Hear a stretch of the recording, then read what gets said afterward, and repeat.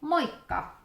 Minä ajattelin, että tehdään tänään tämmönen todella helppo, ihan muutaman aineksen kerkkäsmoothie. Nyt on kuusen kerkkäkausi parhaimmillaan ja kävin tuossa keräämässä vähän kerkkää ja no itse asiassa muutama Väinönputken lehtikin tässä nyt nappautuu mukaan tuosta matkan varrelta, että pannaan nyt pari Väinönputken lehteä myös siihen mukaan, mutta ihan pelkästään kerkästä voi tehdä nyt tämän smoothien.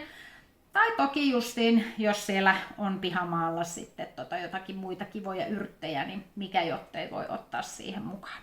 Mutta kerkäthän on tämmöisiä niinku kuusen vuosikasvaimia, mitkä nyt alkukesästä sieltä putkahtaa, tämmöisiä vaaleanvihreitä. Nämä on aivan törkyhyvän makuisia, vähän semmoisia ehkä sitrusmainen maku, tosi raikkaita, ihania. Näistä tulee aivan älyttömän hyvä smoothie. Ja ajattelin, että tehdään tämmönen ihan todella yksinkertainen muutaman aineksen helppo pikasmoothie. Mutta laitetaan ensin vähän tänne kupposeen banspua. Tää on aika iso banaani, en tiedä laitanko kokonaan, ehkä sen voi laittaa kokonaan, yksi banaani. Sitten laitetaan vähän chian siemeniä. Näistä tulee semmoista kivaa tekstuuria tähän smoothieeseen, kun tämä nyt muuten ei tule aivan hulluna tätä tavaraa. Sitten tosiaan näitä kerkkiä, semmonen 1,5 desiä, 2 desiä.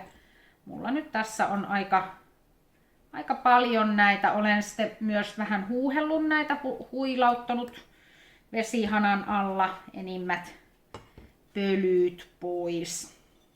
Riippuen tietenkin vähän, että minkälaisesta alueesta kerääpi, kuinka on tullut jotain.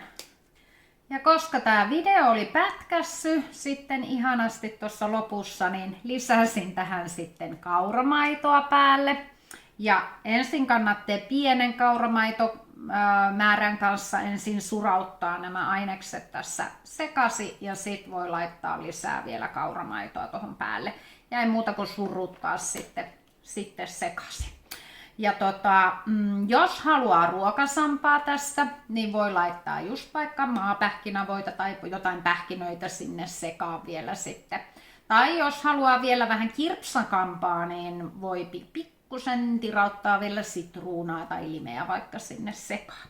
Mutta tästä tuli aivan törkyhyvä. Minä kerkesin maistaa tätä jo ja tuoksu on aivan taivaallinen. Kuusenkerkkä on niin ihanan raikas ja tosi hyvän tuoksunen ja C-vitamiinipommi. Tällä smoothiella jaksaa kyllä tosi hyvin koko päivän. Ei muuta kuin villiyrtteilemään ja smoothieta tekemään. Moi moi!